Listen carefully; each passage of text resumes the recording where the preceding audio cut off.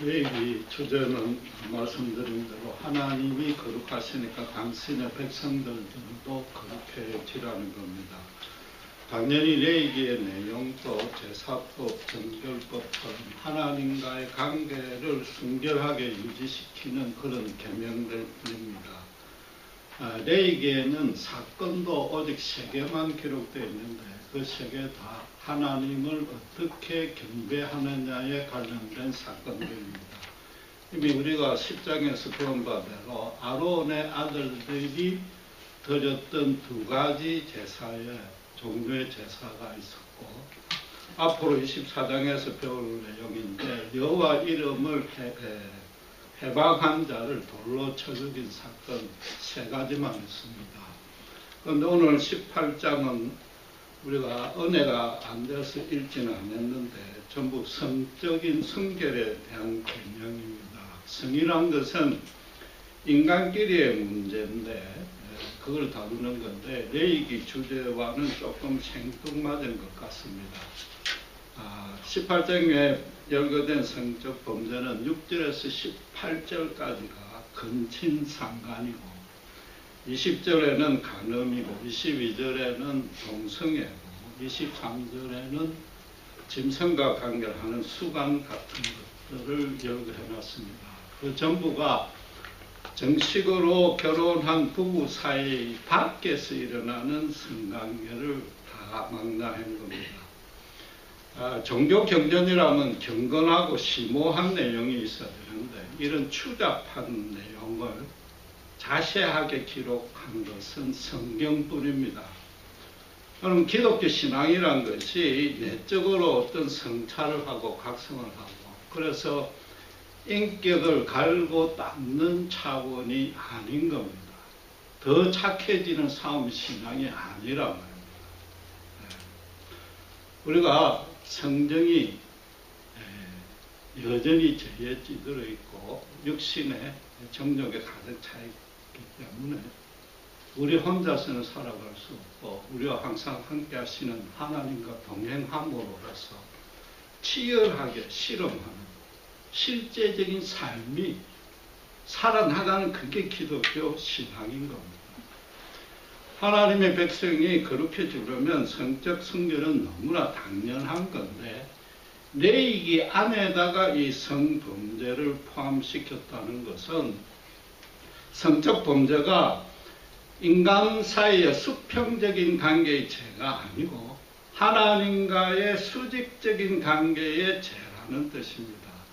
나중에 10장에 보면은 전부 사형으로 엄격히 다스리라고 명령했습니다. 하나님에게 그만큼 엄청난 죄라는 겁니다. 모두가 사형을 당해야 됩니다. 절대 용서받지 못하는 죄라는 겁니다.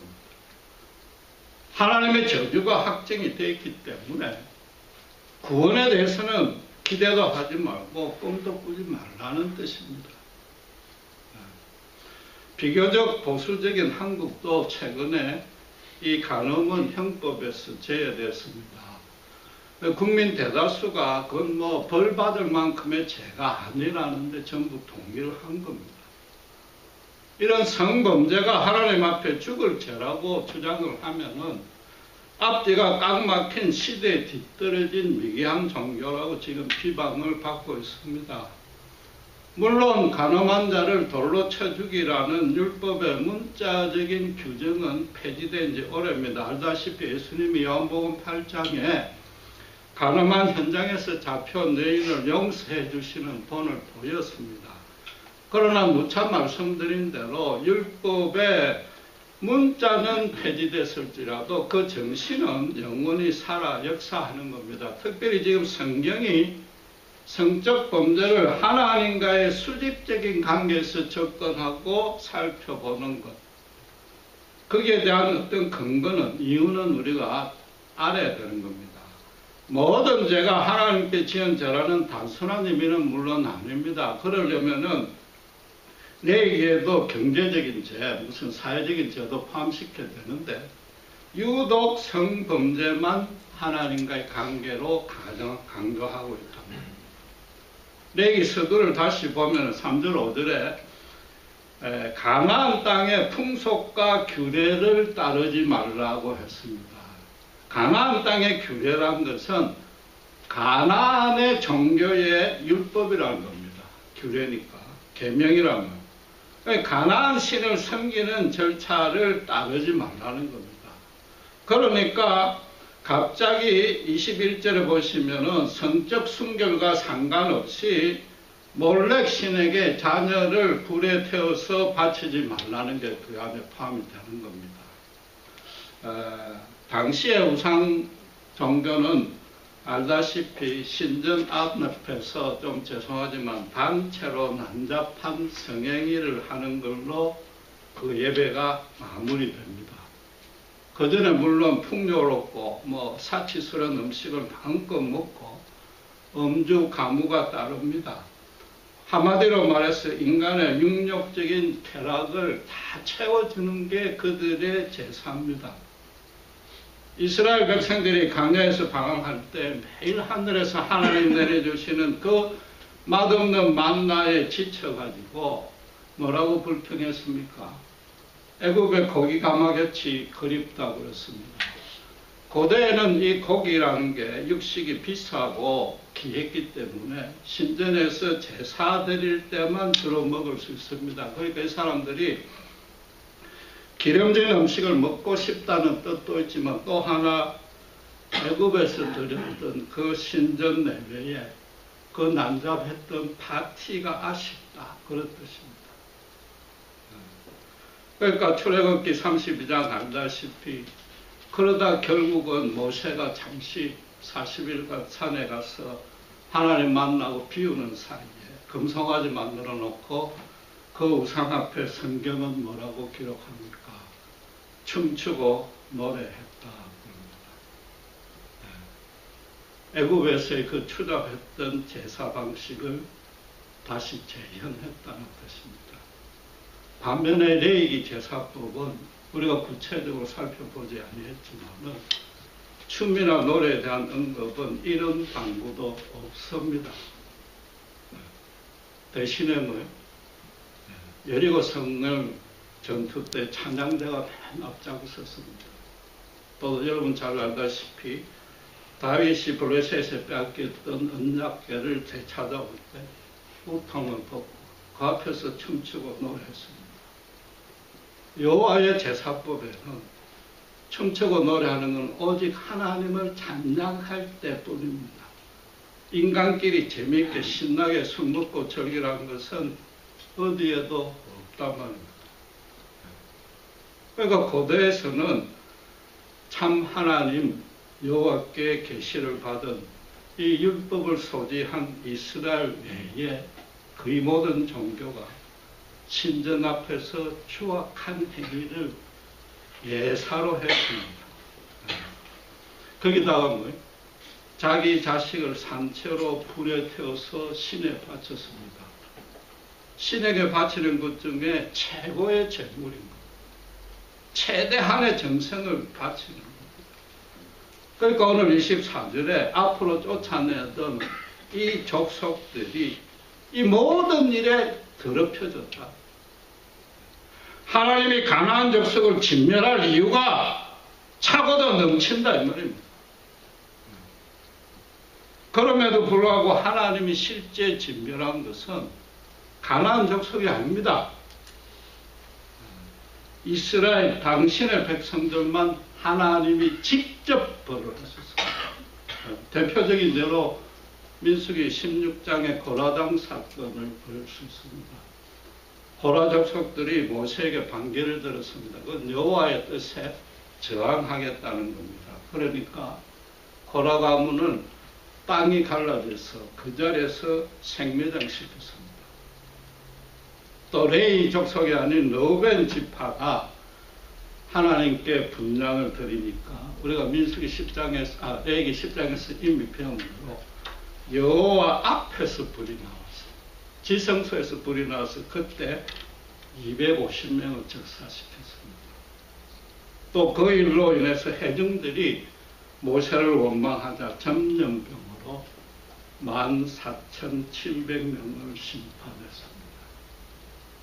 하나님이 가나안 족속을 진멸한 게 아닙니다. 가나안 족속은 대신에 이스라엘이 미처 정복 못할 것을 다 아시고 율법에 이미 그들을 본토민과 똑같이 대우해주라. 원수도 사랑하라고 율법에 분명히 명령해놨습니다. 오늘 26절에도 거류민도 이 계명을 지켜라. 이 풍속을 따르지 말게 하라. 외국인들도 거룩해지길 하나님이 진심으로 원했던 겁니다.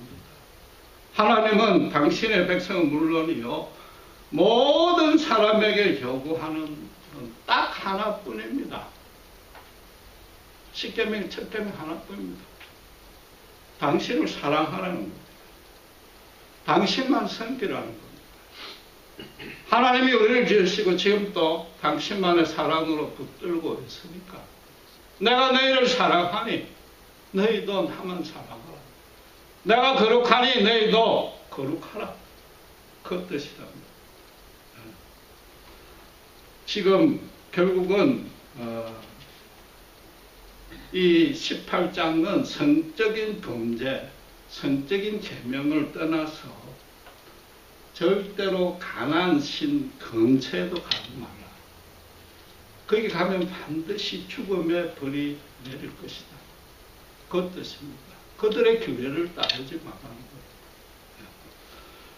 거예요. 여러분 알다시피 몰렉 같은 우상은 실제로 존재하지 않습니다. 십계명의 둘째 계명 때 이미 배웠지만 인간이 만든 겁니다. 인생 사는 게 자기 계획대로 되는 게 거의 없습니다. 계획대로 되는 게 너무 많고 또 어쩌다가 수시로 자연재앙에 덮쳐가지고 기껏 이뤄놓은 거를 물거품으로 하루아침에 만들어버리고 거기다가 여러 명을 죽이고 더 큰 피해를 만듭니다. 그러니까 사람들로서는 눈에 안 보이는 인간보다도 뭔가 더 큰 힘을 가진 존재가 지금 신수를 부리고 있구나라고 밖에 생각을 못하는 겁니다. 그러니까 그 신들의 진노를 누구로 떨어야 되는데 그게 눈에 안 보이니까 너무 깝깝하니까 우리 눈에 보이는 것들 중에 제일 힘세 보이는 것 사자나 독수리 같은 금수의 형상을 만들어 놓고 이집트의 스핑크스 같은 걸 만들어 놓고 사자의 날개까지 달렸으니까 사자 플러스 독수리입니다. 그 앞에 가서 최대한의 치성을 드리는 겁니다.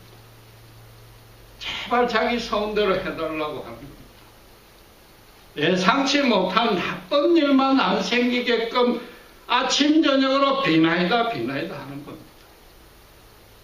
내 인생을 내 뜻대로 내 마음대로 살고 싶은데 누군지는 모르지만 뭔가는 있는 것 같아. 그 힘이 제발 해방만 해다. 해방만 하지 말아달라. 그게 우상 종교다. 그들의 근본 생각이 뭡니까? 결국 인생은 죽음으로 끝이라는 겁니다. 이 땅이 전부니까 죽으면 끝나니까 어떻게 하든지 이 땅에서 최대한 신나게 살자. 그 생각입니다. 그러나 여러분 하나님이 당신의 형상으로 만들었기 때문에 우리 안에 이성이 있습니다. 지성도 있고 영성도 있습니다. 양심도 있습니다. 조금만 이 자연을 바라보고 이 인간을 바라보고 그게 얼마나 섬세하고 정밀하고 완전한지 오묘한지 진지하게 살펴보면 이게 절대로 우연히 생긴 게 아니라는 거 알 수 있습니다. 누구나 알 수 있습니다. 창조주 하나님이 계시다는 건 어느 누구도 핑계대지 못합니다. 그 한 분이 우리의 삶과 죽음을 주관합니다.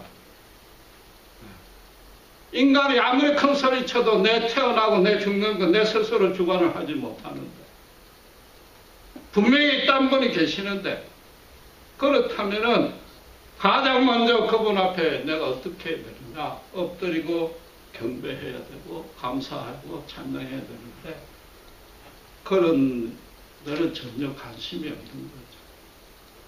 우상은 그 신을 섬길 진심이 없는 겁니다. 자기들 위로하는 겁니다. 그 신들마저도 자기들 말을 들으란 말이에요. 앞에 방해하지 말란 말이에요.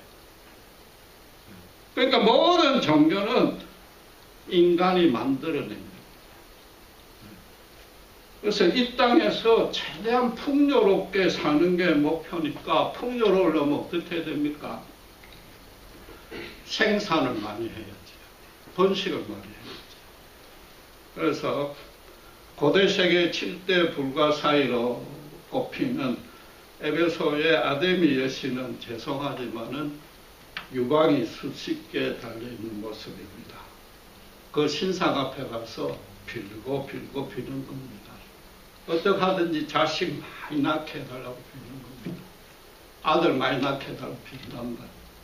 왜? 옛날에는 자식이 많으면 노동력이 많으니까 자동적으로 부자가 되는 겁니다. 집안이 흥하면 지름길이란 말이에요. 그러니까 일부 다 처제하고 첩도 드리고 어떻게 하든지 아들을 많이 두는 거예요. 자식이 없으면 신에게 버림받을 것인 거예요. 그런 식으로 풍요와 생산을 상징하는 게 뭐죠? 성행위다. 성전에서 성행위를 최대한 많이 하는 거고 그 예배 잔치를 마치는 겁니다. 그 말은 무슨 말입니까? 자기들 신에게 프리섹스를 금품받았다는 거예요.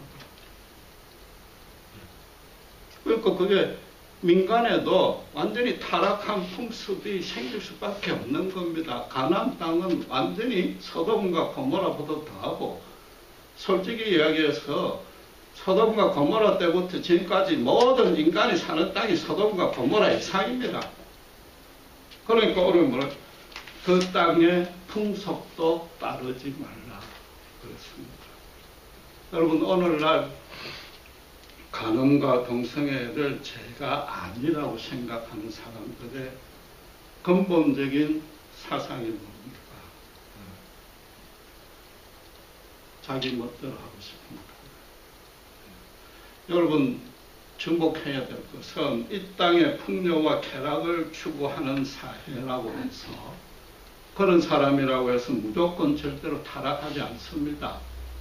오히려 윤리와 법 체계가 더 엄격합니다. 왜냐하면 모든 사람들이 최고로 좋은 것을 최고로 많이, 최고로 빨리 차지하려고 하니까 어떻게 됩니까? 반드시 경쟁이 생기고 다툼이 유발됩니다. 그러니까 질서를 유지할 수밖에 없습니다. 이 땅의 풍요와 쾌락을 추구하면 할수록 그 사회에는 질서가 더 엄격하게 마련되고, 그 초점은 어디에 두느냐? 남에게 피해 주는 일은 엄격하게 다스린다. 남에게 피해만 안 주면 오케이가 되는 사회가 되는 거다. 그러니까 내가 남에게 피해를 안 주니까 자기가 아주 선한 줄로 착각을 하는 겁니다. 거기다 뭐 절제를 잘 하고 있으니까 법으로 인간끼리 얼마든지 선한 사회를 만들 수 있다고 착각을 하는 거죠. 하는 필요 없다면. 간음과 동성애가 죄가 아니라는 자는 자기 마음대로 하겠다는 것을 넘어서는 거예요. 남에게 피해만 안 주면 될 것 아니냐, 이런 생각인 거죠. 다 큰 성인들끼리 자기들이 합의해서 하는데 왜 문제 삼느냐 이겁니다. 그러니까 인간은 스스로 내 자의식을 가진 나라는 존재를 나에 대해서 내 능력으로, 내가 가진 자원으로 내가 살아가는 삶과 인생의 가치와 의미를 내가 정한다. 또 그게 얼마든지 실현이 가능하다. 그렇게 사는 것이 인생의 최선의 길이라고 느끼는 거죠. 믿는 거죠. 하나님이 있긴 어디서? 설령 있다 할지라도 인간이 내 멋대로 사는데 하나님도 인간을 간섭할 권한이 없다. 아직도 하나님이 거룩하니까 너희도 거룩하라, 인간을 통치한다 따지는 기독교는 여전히 너무나도 미개한 정도다. 매 인권을 제한하는 겁니다. 결국 레위기 18장이 말하는 내용은 뭐냐면 성적 범죄를 저지르냐 마느냐의 문제가 아니고 하나님의 관점에서는 오직 두 종류의 인간으로만 나눈다는 겁니다.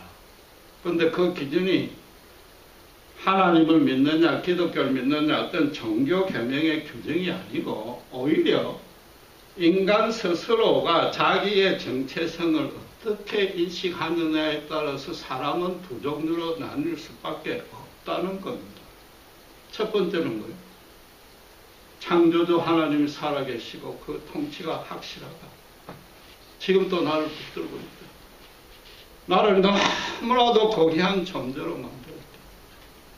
지금도 비록 내가 제 본성에서 때때로 넘어지지만 예수 십자가의 은혜 안에 들어가 있기 때문에 내가 원수 되었을 때 이미 나를 사랑하심을 실증하셨고 언제 어디서 무슨 일을 하든지 간에 있는 모습 그대로 날 때 그분께서 받아주시고 평생을 그분과 함께 동행해 주신다.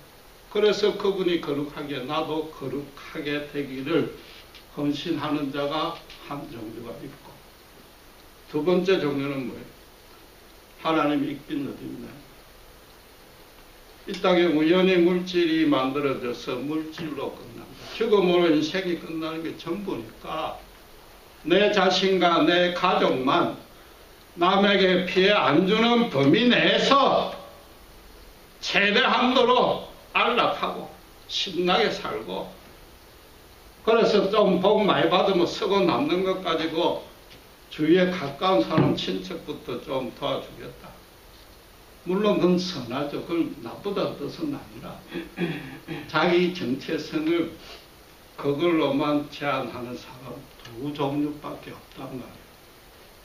누가 착하고 덜 착하냐 이 문제가 아니다.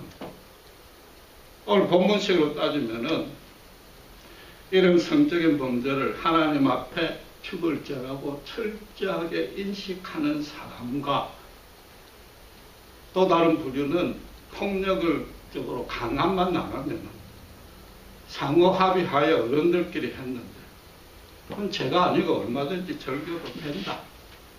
물론 나는 그렇게 하려니까 찝찝한데 남들 그런 거 뭐 꼭 간섭할 필요가 있느냐 생각하는 게 두 번째 종류다. 오늘 본문의 24절에 뭐라고 되어 있습니까? 이 모든 일에 스스로 더럽히지 말라고 했습니다. 스스로란 말은 남과는 아무 관계없이 혼자서 독립된 개체로서 모든 것을 생각하고 행동한다는 차원입니다. 그래서 남들에게 피해를 안 줄지라도 아무도 보지 않을지라도 아무도 내가 하는 걸 모를지라도 아무도 내가 하는 것을 문제 삼지 않을지라도 스스로 더럽히지 말라. 하나님이 살아계시니까. 하나님이 살아계셔서 눈동자처럼 1분 1초도 뜨지 아니하시고 우리를 감찰하시고 안타까운 눈으로 바라보시는데 언제 어디서나 무슨 일을 하든지 간에 하나님 앞에 스스로 다른 모든 것 없이 1대1로 당당히 설 수 있느냐. 신자는 오직 그 기준이 삶의 첫 번째, 아니 유일한 기준이요 지표가 되어야 된다. 그런데 그것으로 그치지 아니하고 그렇지 아니하면 땅을 더럽힌다. 만약에 성적 범죄를 땅을 더럽히면 땅이 그 거민을 토해낸다고 그랬습니다. 이 참 흥미로운 말씀입니다. 성적 범죄가 무슨 죄냐 그런 개념이 없고 그 고리타분한 얘기 하지 말라고 사람들은 이 땅이 전부라고 인식을 하는 거죠. 남에게 피해 안 주고 인권과 자유를 최대한 보장하면은 얼마든지 정의롭고 살기 좋은 사회를 인간끼리 만들 수 있다고 사람들은 장담을 하는데 지금 성경은 뭐라고 그럽니까? 하나님을 부인하고 그게 죄가 아니라고 하는 사람들은 오히려 이 땅이 토해낸다. 이 땅에 절대로 올바른 사회가 건설되지 아니한다라고 성경은 선언한다. 여러분, 현 세대만큼 인간 이성과 윤리가 최고급한 단계를 연 적이 없습니다. 굉장히 삶이 윤택하고 편리해졌고 사람이 바라는 만큼 선진국에서는 한국이나 미국 같은 경우에서는 인권과 자유가 최대한도로 신장이 됐습니다. 맨날 왕들이 누리지 못할 호사와 쾌락을 얼마든지 일반 사람도 즐길 수 있습니다. 그러나 정말로 기쁘고 행복한가? 길 가는 사람 다 붙들고 물어보셔야 합니다. 여러분 스스로, 물론 우리 가운데는 그런 분이 없겠지만 갈수록 삶이 피폐해지고 내가 왜 사는지 모르겠고 통계는 없지만은 부정적인 대답이 역사상 틀림없이 제일 많이 나올 겁니다. 결혼, 직장, 자녀 가지는 것 이런 문제에 대해서 뭔가 확실한 만족과 기쁨이 없어졌어요. 마찬가지로 통계는 없지만은 자살률은 지금 최대로 높았을 것이고 불행하게도 그 중에서 한국이 최고 높다. 인생의 의미와 가치가 완전히 폭락했습니다. 좀 가장되게 이야기해서 죽지 못해 사는 사람이 너무나 많습니다. 제가 한국의 청년들하고 개인적으로 아주 자주 상담을 하는데 물론 경제적인 문제, 구조적인 문제도 있지만 그걸 떠나서 정서적으로, 영적으로 너무 가난합니다. 소망이라고는 없습니다. 지금 한국 청년들이. 물론 그러니까 저한테 상담을 요청했겠지만 오늘 본문이 말하는 바는 인간 사회가 발전하면 발전할수록 땅은 더러워진다는 얘기입니다. 사람들이 살아갈 인생의 목적이 뚜렷하지 아니하면 그 땅이 거민을 토해내는데 지금 현재 그런 중이라는 거죠. 혹시라도 앞으로 더 나아질 기대를 하면은 좀 죄송하지만 성경적으로 어리석은 생각입니다. 인간끼리 노력해서 물질 문명은 지금 최첨단 최고 수준에 올랐지만은 정신적인 영적인 열매는 할수록 비참해집니다. 그런데 그 이유는 너무나 간단합니다. 당연히 그렇게 될 수밖에 없습니다. 이 땅이 전부요 물질로 시작해서 물질로 끝난다고 생각하니까 어떻게 됩니까? 물질만 최고라고 개발을 하니까 문명은 최고로 오르지요. 그러나 하나님이 없고 인간이 주인이라고 큰 소리 치니까 자기 살고 죽는 것도 자기가 컨트롤 못하면서 내 스스로도 나를 도대체 하루에도 몇십 번씩 컨트롤 못하는데 그렇게 불안전하고 죄에 찌든 자가 어떻게 인간 사회를 책임지고 그 안에 어떤 참 기쁨과 만족이 있을 수 있느냐. 그 기대하는 게 어리석은 겁니다. 인류의 앞날을 책임질 것은 절대로 정치가 아닙니다. 도덕도 아니에요. 종교도 아닙니다. 인간이 주체가 돼서는 절대적으로 불가능한 겁니다. 예수님이 십자가에 죽으시고 가늠한 현장에서 잡아온 그 여인까지도 용서해 주시는 그 사랑의 깊은 뜻을 알지 못하고 그 사랑이 이 땅에 실현되지 아니하면은 인류의 소망이 없습니다. 우리 모두가 죄 찌든 본성이 있고 실수도 하지만 정말 제일 먼저 언제 어디서나 우리를 그럼에도 택하시고 사랑하시는 하나님 앞에 엎드리는 주님의 긍휼을 말고는 우리 자신에게서부터, 우리 가정에서부터 소망이 없잖아요. 여기 지금 내 얘기가 내가 거룩하니 너희도 거룩하라는 그 뜻이다. 성령이 내주하십니다.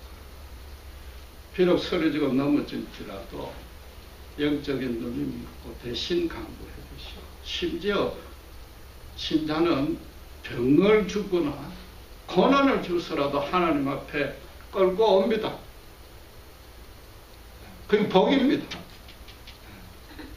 하나님 앞에, 한 분 앞에, 그분 앞에 진정으로 겸손하게 엎드릴 때만이 인생의 의미와 가치가 회복이 되고 기쁨과 만족을 얻을 수 있는 겁니다. 그러나 불행하게도 예수님의 십자가의 진리가 그 구원의 유일한 점, 완전한 점, 이런 게 점차 퇴색되고 실종되고 교회 안에서도 부인되고 교인들마저도 뭐 간음, 동성애 뭐 교회가 나설 것 있나? 이 정도밖에 생각을 못하는 거죠. 여러분 그렇게 되면 이 땅이 장차 어떻게 되는지 아십니까? 간단합니다. 언젠가 한번 이야기한 대로 멜 깁슨이 만든 매드맥스 영화처럼 되는 겁니다. 여러분 참으로 흥미로운 게 인간 인생이 가장 발달되어 있고 가장 진보적이고 인권과 자유를 최대한도로 주장하는 미국의 할리우드가 만든 영화가 매드맥스다. 똑똑한 사람들도 인간의 앞날이 매드맥스처럼 될 거라고 충분히 예상했습니다. 그런데도 끝까지 하나님은 어딨느냐? 예수가 반미게 두느냐? 그런 점이에요. 기독교인들이 제발 간음이니 동성애니 그거 우리 즐기는데 제발 좀 해방하지 말라, 이 미개한 종교야 그러고 있단 말이에요. 헐리우드 영화의 또 다른 특징이 뭡니까? 간음과 동성애를 아름답게 그립니다. 그걸 여러분의 자녀들이 보고 있단 말이에요. 그런데 어떻게 인류 장래가 올바르게 될 수 있느냐? 지금이 어느 때요? 앞으로 인류 장래가 어떻게 돼요? 창세기 4장의 라멕 때하고 똑같아지는 거죠. 힘으로 남은 여자 마음 놓고 뺏는 그 매드맥스 영화와 똑같이 됩니다. 그럼에도 하나님은 가인과 라멕 계류에 하나님이 택하신 셋 계열, 노아 계열의 극소수 택하신 남은 자들, 하나님 앞에 진정으로 엎드리는 자들을 따로 뽑아 놓으셨다. 그게 우리란 말이에요. 지금 불신 세상을 한탄하는 게 아니라 정말 이 기독교에 대해서, 교회에 대해서 신자로서 다시 한번 되돌아봐야 됩니다. 우리는 간음, 뭐 동성애 죄라고 그러고 우리는 그런 것 안 지으려고 열심히 노력합니다. 그거 다 너무 좋으나 문제는 자꾸 그러다 보니까 다른 데서 비방을 하니까 교회 안으로 우리끼리만 모인다. 앞으로 기독교 신앙을 지키는 것조차도 힘들 시대가 옵니다. 성경의 대환란이 반드시 옵니다. 신자들부터 먼저 핍박을 받습니다. 그래서 끝까지 지키는 자를 하나님 구원하시고 믿음으로 사는 그 자체도 하나님 기쁨 받으시지만 우리끼리만 있다는 얘기입니다. 아직까지는 그만큼은 아니니까. 다른 말로 바꾸면 우리조차도 남에게 피해 안 주겠다는 생각에 묶여 있다. 그건 아닌 거죠. 교회 밖에 땅이니 지금 국민들을 토해내고 있는데 우리는 안전지대에서 안주하고 있다. 이 바깥에 그 사람들이 더 사하게 해서 더 나빠서가 아니고 예수를 모르니까 하나님을 모르니까 어리석어서 그냥 이 땅이 전부인 줄 알고 그냥 그저 비나이다 하고 있는 거예요. 그 말은 하나님은 우리가 막고 있는 거예요. 우리가 믿는 하나님마저도 교회 밖을 예면하는 냉정한 하나님으로 세상 사람으로 하여금 오해하게끔 만드는 것이다. 어쩌면 교회 밖에 예수님은 혼자서 고군분투하고 있을지도 모르는 겁니다. 세상이 그럴수록 예수의 빛을 발해야 되는 겁니다. 여러분, 신앙이란 게 다른 건 없습니다. 현실에서 아무리 후패하고 물질적으로 궁핍할지라도 예수 한 분이시네. 정말 기쁘다. 만족하고 자유로워지는 겁니다. 예수 믿기 전과 너무나 다르고 즐겁고 신나니까 자연히 예수를 모르는 교회 밖의 사람을 보면 바울처럼 가슴이 터지고 전하지 않고는 못 견디는 심정이 되는 겁니다. 여러분, 지금 세상은 곳곳에 땅이 무너지는 징후가 너무나 많이 보이는데 도덕적으로 타락해서가 절대 아닙니다. 하나님을 모르는 사람이 늘어나서 그렇습니다. 십자가가 줄어서 그렇습니다. 예수 믿는다는 이 의미 여러분 잘 새겨야 됩니다. 교회 안에 모여 있으면 밖에 땅이 무너지고 있답니다. 우리는 성벽이 무너지는 것을 찾아서 외치는 파수꾼으로 부름받았습니다. 신자가 망하면 세상이 망합니다. 하나님이 살아있어도 세상은 망할 수밖에 없단 말이에요. 하나님의 대언자가 아니라 하나님 대신에 가정에서나 교회에서나 세상의 선자가 신자입니다. 예수 믿는 게 엄청난 일인 겁니다. 여러분, 우리가 우리 믿음 지키는 거 아주 좋지만은 결국 교회 안에 모이고 있으면 어떻게 됩니까? 지금 우리 다 겪었지만 우리 2세, 3세들 믿음에서 멀어지고 있다. 믿는 사람 숫자가 점점 줄고 가만히 있어도 망합니다. 망해. 이 엄청난 겁니다. 그래서 성령을 주신 겁니다. 성령을 주신 겁니다. 성령이 왜 주셨는가? 바깥에서 그럴 때 담대하고 집안 문제, 교회 문제, 내 개인 문제 그거 하나 붕붕 되지 마라. 기도했습니다. 하나님 아버지 하나님 감사합니다. 우리가 믿는 신앙이 인격을 도야하고 단순히 열기적인 죄를 덜 짓는 차원이 아니라 이 인류의 미래와 심지어 이 땅을 책임지는 자로 세우심을 깨닫습니다. 당장에 우리 가정 안에서부터 내가 예수님의 대언자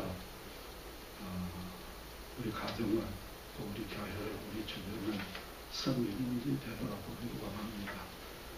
분명히 하나님을 모를 때만 이 땅에 하나님의 영광이 임하고 실제로 우리 눈으로 보고 있습니다.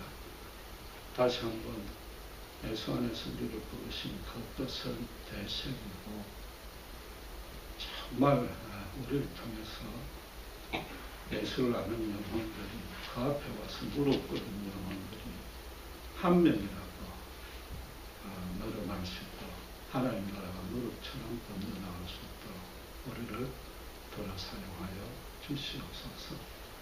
감사합니다. 우리 주 예수 그리스도 이름으로 기도드렸습니다.